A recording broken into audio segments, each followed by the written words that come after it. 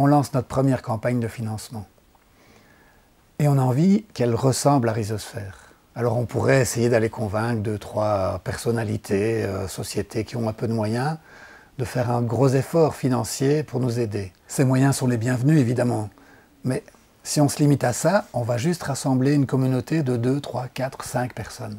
C'est pas ça la Rhizosphère. La Rhizosphère, c'est rassembler un maximum de citoyens qui vont investir en fonction de leurs moyens, en fonction du temps libre qu'ils ont.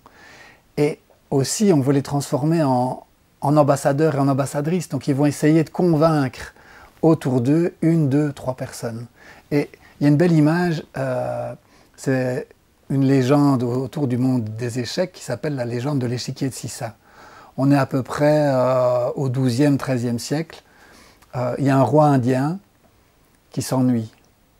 Il lance un appel et il promet une forte récompense à qui va l'aider à sortir de cette lassitude. Parmi les sujets qui vont tenter l'aventure, il y a le sage Sissa qui vient vers le roi indien lui présenter le jeu d'échecs. Et le roi tombe sous le charme du jeu. Et il lui dit « Sissa, je n'ai qu'une parole, j'ai de l'or, j'ai des diamants, j'ai des palais, demande-moi ce que tu veux. » Et Sissa lui répond « Majesté, j'aimerais bien que sur la première case de l'échiquier, vous me mettiez un grain de riz. Sur la deuxième, 2. Sur la troisième, 4. Sur la quatrième, 8. Et ainsi de suite, jusqu'à pour remplir les 64 cases. » Le roi se moque de la bêtise de Sissa. « Tu resteras pauvre toute ta vie, Sissa. Je t'offre des fortunes et tu préfères quelques sacs de riz. » Sauf que, à la 64e case, on arrive à plus de 18 milliards de grains de riz.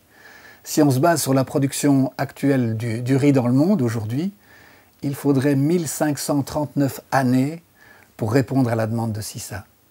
C'est ça les petits ruisseaux.